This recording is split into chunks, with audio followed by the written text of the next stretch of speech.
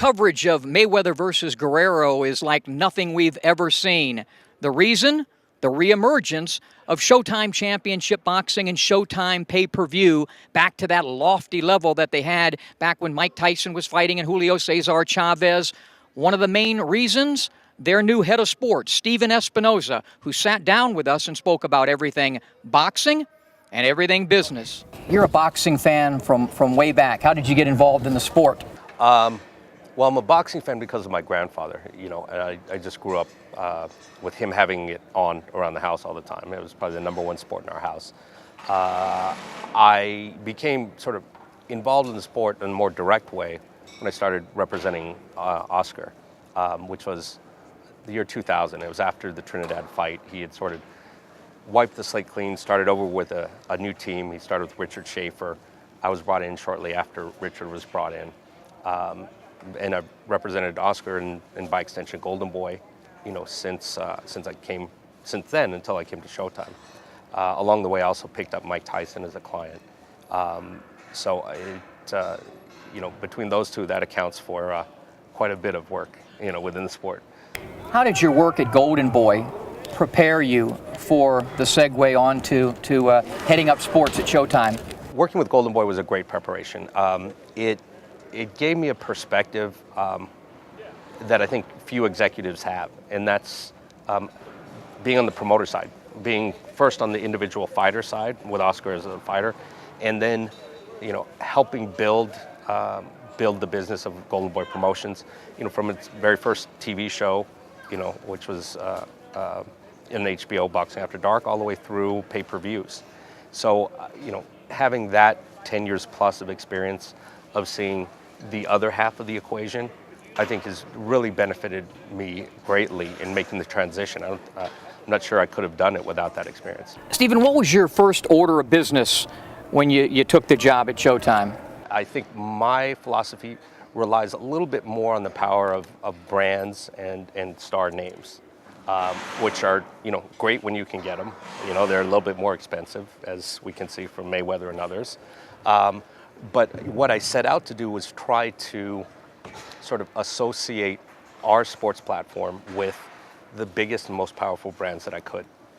And that meant sort of looking at some of the established stars in the sport. The very first fight that I bought was Ortiz versus Berto, the rematch, which never happened. That was sort of starstruck fight in itself.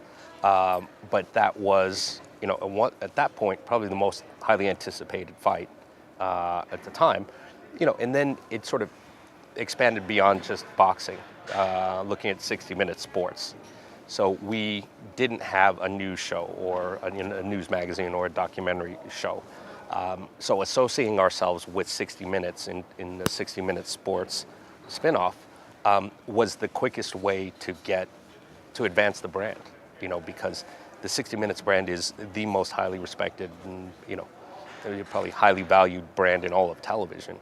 And the credibility that we got just by associating ourselves with that and getting those quality producers on our air, really allowed us to skip several steps up in the development of our brand. The perception is out there that here's where the battle lines have been drawn, and you know where I'm going with this, that Showtime is Golden Boy and Top Rank is HBO. Your answer to that? I want the best fights, period. So whether it's Top Rank or any other promoter, if someone's got a good fight that I think fits on our network, absolutely, I'm going to be chasing that fight just like anyone else. I mean, I chased very aggressively the Mars Donaire fight.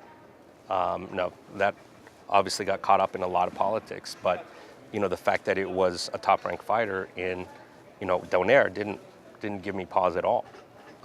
There were fights as recently as October, November of last year that I bid on from Top Rank.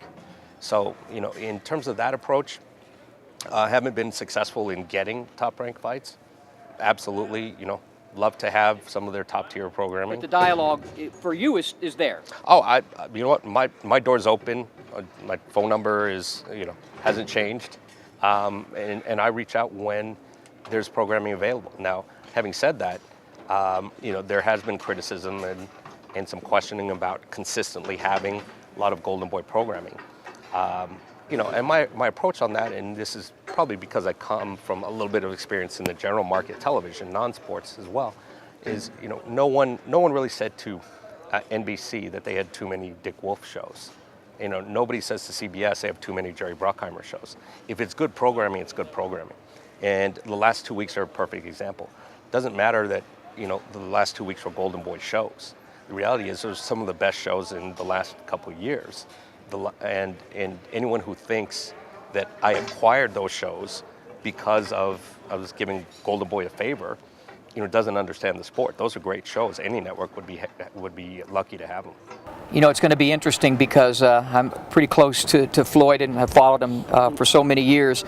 He's fought like 6 times in the last 5 years. Your deal with him is 6 fights over 30 months. So how are you going to make that happen? You know, I think I'm not going to profess to be an expert on Floyd Mayweather, personally, certainly. I'm sure you know him far better. But my sense of him is that, you know, with all the time to think and reflect on what he wants to do over the next couple of years, I think he's refocused. And he's sort of came out thinking, hey, I've got a good at least 30 months here. I'm going to, you know, go hard, you know, do some great events and see where I am in 30 months. I've heard him say, look, at 30 months, he's getting close to 40. Doesn't think it'll go much longer than that, but who knows? But what I do think he is 100% committed to is being very active for this last stretch run, whether it's 2 years or 3 years. I think one of these rationales is, you know, at his age, in the late 30s, you can't afford to go through that cycle of preparing yourself and then, you know, letting your body sort of recover for 9 months. It just doesn't work. Candidly, and I have this opinion whether we had to deal with him or not. I've never quite understood the criticism of Floyd in terms of the perception that he runs either as a fighter or he runs and carefully selects his opponents. I mean, if you look at, you know, his last half dozen opponents, you know, Cotto that was put aside Pacquiao because that was, again, caught up in a lot of politics. Cotto was the toughest fight that he could have taken. You know, Victor Ortiz was a young, strong, hungry, you know, fighter. Southpaw. Yeah. Certainly he could have taken a lot easier fights than that.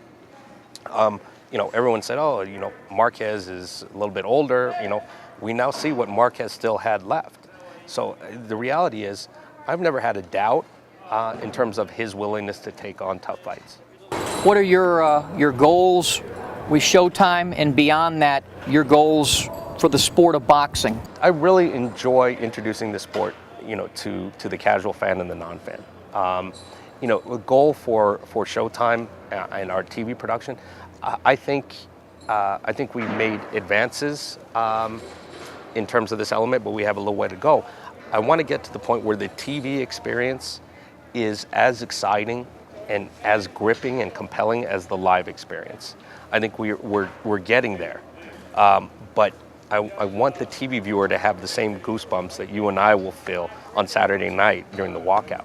You know, and I think that sense of excitement is just going to expand the fan base even more.